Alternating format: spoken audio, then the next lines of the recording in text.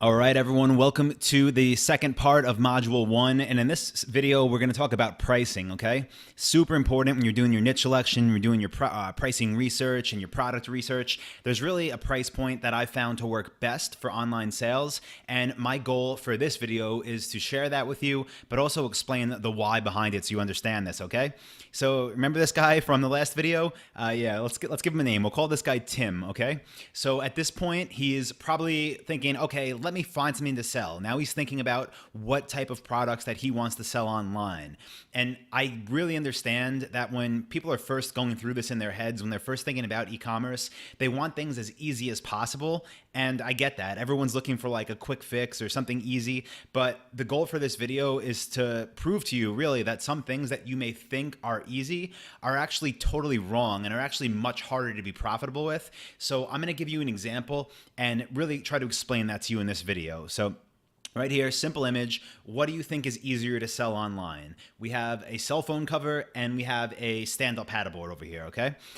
Let's say for the cell phone case. I know when people are thinking about this and it comes up so often as something people want to sell online, they have a lot of ideas as to why it's so great, right? First of all, that they're light and they're easy to ship. Second of all, there's a huge demand. I mean, literally everyone in America above the age of, what is it, probably like 12 now has a cell phone. All over the world, people are on cell phones. Everyone wants a cell phone case. So yeah, there's a huge demand for cell phone cases. What else do people think about it? Well, there's so many styles and variations. I mean, there's so many different phones and there's so many different covers. There's always new ones coming out. People think they can design their own. And it just seems like something like, well, it's easy to ship. There's a huge demand and there's so many variations that, of course, I could sell these, okay? So I hear that all the time. Now let's move on to that other product that I showed you, okay? A stand-up paddleboard. Now, if I gave this to someone as an idea for a product to sell online, I get this too, because I ask people, I say, what do you think about this? And they say, well, it's large, it's heavy to ship. I'm not really sure how that would work. It's probably expensive, right? Like, do people really spend that much money online? And also the amount it would cost me to ship it. I don't know. It sounds like kind of a headache, right? And then people will also usually assume that it's a smaller market, okay? It's not something like a cell phone case where everyone in the world has a cell phone and needs a case for it. It's a much smaller market of people that are out there trying to buy these things. A lot less people are using stand-up paddle boards than the amount of people that have cell phones, right? So by default, a lot of people, the majority of people would say, here's the winner, right? Cell phone cases, hands down, easier to sell, more people need them, I want to sell that. Well, my goal is to show you why that's wrong and why this is a terrible product to sell online. And when I say this, I should note it doesn't mean people aren't making money doing it. It means if you're trying to start a business here and you're trying to actually build something that's profitable and as hands-off as possible, this is a terrible product to sell online, okay? So the reason that stand-up paddleboards are the winner are because of a very simple equation, right? And it's units sold versus profit. So with my e-commerce businesses, with my drop shipping businesses, this is basically the way I want you to structure yours. I want you to be able to sell as few items as possible while making the most profit possible, okay? So basically it comes down to less time and energy from you being put into the business, and it results in the same profit or more profit than you would by selling less expensive products. So let me give you some graphs here and some tables that I made to show you how this works and to show you the math behind it and why the stand-up paddleboard is such a better niche to sell in than a cell phone case. And by the way, I'm not telling you to go out there and sell stand-up paddleboards. I use this example a lot, and I know a lot of people have tried to launch identical stores. So get creative, but we'll get through what else makes a good niche in the future videos. But you'll see here in this chart, there's a few sections. We have the product name. So again, cell phone case and stand-up paddleboard. We have sale price. Now, sale price is going to be the amount that you sell the item for. So let's go ahead and we'll just assume these numbers. A cell phone case, if you go on eBay or in Google Shopping, sell for about $10. Okay, that's the sale price that we, me, you, or the e-commerce store would be selling them for to our customers. And then the stand-up paddle boards, about $1,000. That seems like a pretty good average of what they sell for. So you'd be selling a $10 item, or we'd be selling a $1,000 item to our customers. Now with drop shipping, if you do it the way that I share in the dropship blueprint that you'll be learning as you follow along, the profit margin is going to be about 30%. Okay, so 30% of your sale price will be your profit margin. Yes, this varies from supplier to supplier. Yes, it varies from product to product, but this is a good average. It's what I use when basically doing my own research. So we're going to assume 30%. Now, with these numbers plugged in, you could see that every time you sell a cell phone case, you would make $3. And you see every time you sell a stand-up paddleboard, you would make $300. Okay. Now, getting this really like ingrained in your head is the easiest way to get set on the path of becoming this guy. Okay. The guy that actually makes money, not the guy that gets orders all day long and brags about how he has so many sales, but makes $3 an order. You don't want to be that guy. You want to be the guy that gets a few orders, but that gets paid for each of them. Okay. Again, it's that in that example, $300 profit versus $3 profit. Now, even more than that, even more than the simple amount of money you'll make per sale, I just want to show you some more reasons why going expensive makes all the difference in the world, okay? Let's say you're building your first store, right? It's your first time in e-commerce, you're building your first drop shipping store, you're following this course, and let's say that your target monthly income, profit, okay, not sales, profit, is $3,000 from your first store. That's what you want to do. You want to set up one store, you want to really do good with it, you want it to make you $3,000 net profit a month, okay? We're going to use the same examples with the cell phone case and with the stand-up paddleboard. Now, again, the $3 is what you would make per sale for a cell phone case, and the $300 is what you would make per sale for the stand-up paddleboard. So in the column on the far right, it says sales needed to reach TMP. TMP stands for target monthly profit. So this is how many units you would need to sell to make your I guess what would you want to make your $3,000 a month net profit, okay? For cell phone cases, you would have to sell 1,000 of them in a month. 1,000 of them in a month. That's insane. I've never sold 1,000 of anything in a month. For stand-up paddleboards, you would only have to get 10 sales. Okay? So one thing that I'll say is, yes, if you sold cell phone cases, it would be easier to get 1,000 sales. And if your first thought is like, wow, what if I sold 1,000 stand-up paddleboards a month? I'm going to tell you right now, that's probably not going to happen. Maybe you can sell 20, maybe you could sell 10, 20, maybe 50. But with something smaller and cheaper, like a cell phone case, it is possible, and something that's in higher demand, it is possible to sell, many more of them. But my goal here is to show you why you don't want to do that. Just because you can sell a lot more of an item, if it's an inexpensive item, you do not want to do that. It's a complete waste of your time. I mean, just look at this, okay? 1,000 orders a month, that's what causes someone to go crazy. 1,000 orders a month means you have to have not just more traffic coming to your site, but it means you have people calling your business. They're emailing you before they place orders with support questions. It means after the orders are placed, you have to process them. It means that when people get something and maybe it was damaged when it was shipped, or maybe they got the wrong item, they're going to be contacting you. And if you're selling 1,000 items a month, this is going to happen. It's just such a large amount of people that are being put through your system that you're having to do work for, that you're going to go crazy over it, and it's not worth it for $3,000 a month. That's what I'm trying to prove with you here. Now, with 10 orders a month, very easy to process, okay? I mean, think about that. It's 10 orders a month coming to your website. That's what makes you this guy. The orders come in, you submit them to your supplier, the supplier ships it, everyone's happy. At the end of the month, you did the work of processing 10 simple orders to make the same $3,000. So basically, it's the same business. That's what I want to explain here. Whether you build the cell phone case store or whether you build the stand-up paddleboard store, it's the same amount of effort in. But for one of them, if you want to make $3,000 a month, you need to go crazy processing orders. You need a staff. You need multiple suppliers. You need people on the phone. You need people on live chat. It's crazy.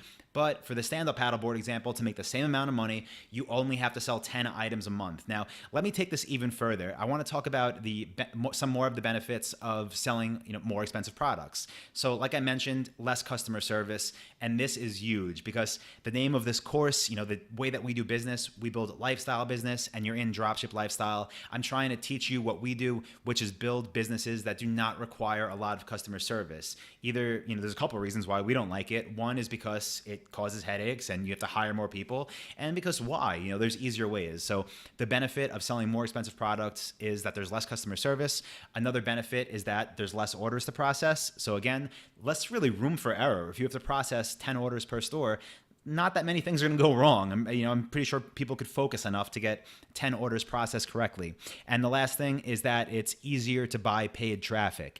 And this is huge. And I really, really, really want everyone to understand this. Now, traffic, we have a whole module on it. You're going to learn a ton about it when we get there in module 6.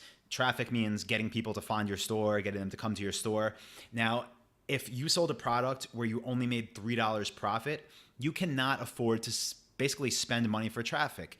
Because if you spend $1 to get someone to your store and you only make $3 if they buy, not everyone you send is going to buy. Not one of every 3 people is going to buy. So you're going to lose money. So once you start selling these more expensive products where you actually make a real sustainable amount of money on each sale, then buying paid traffic becomes easier and easier. And part of Dropship Lifestyle is teaching you how to really just maximize the effectiveness of paid traffic. And if you follow this entire course and put all of these concepts together, then buying traffic becomes easy, it becomes cheap, it becomes efficient, and getting to a point where you're making those 10 sales per store or more really becomes, very, very doable. So I want this all to just kind of click. And even though you don't know about traffic yet, just know that this is one of the main reasons also for selling expensive products. Now, let me show you one more chart here, okay?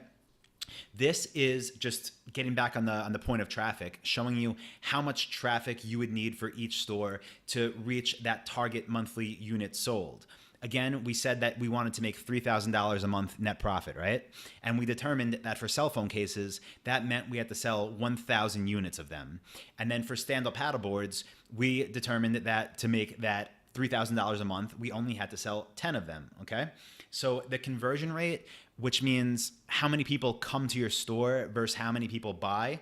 If you follow this course and you ask me questions and you participate in our forum, the goal between good traffic and a great site is to have a 2.5% conversion rate, okay? That means that out of every 100 people that come to your site, 2.5 people will buy. So out of every 200 people that come to your site, you'll get 5 sales, okay? So 2.5% conversion rate, that's the goal. So let's look at how much traffic we need in each one of these scenarios to reach our target monthly income. And again, this is at a 2.5% conversion rate, trying to make $3,000 net profit a month. It's crazy here. This is where things really get interesting. For a cell phone case, you need 40,000 people a month to get to your website. Now, again, if you're buying traffic, that would be so expensive. It would be ridiculously expensive. It's just, I can't even picture that. None of my sites get that much traffic. They don't need it. That's why. And again, that's just more work and more of an investment if you want to figure out how to get 40,000 people to your site every month. Now, I'd like to see you get much more than 400, but for stand-up paddleboards, if you can get the right kind of traffic, which we'll show you, if you can get your site to convert at 2.5%, which we'll try to get yours to, then all you need to do is get 400 qualified people to your site every month, and then you get those 10 sales, make the same amount of money. So just look at this. It's 400 qualified leads versus 40,000. It's just night and day, okay? So I want to take you back to the beginning when I showed you those 2 examples, the cell phone case, the stand-up paddleboard. I hope by now you realize that you should not be selling inexpensive items. There's no reason for it. It makes everything harder. It puts more work on your plate. And honestly, if you get one thing out of this entire course, you're only in video number 2 by now of Dropship Lifestyle, I hope this is totally changing the way you look at online business, because selling inexpensive items does not lead to you making money as a business owner unless you want a huge team for customer service and support behind you, okay? I hope that's a huge takeaway you have already. So let me just mention this while I have you here and we're in the pricing module.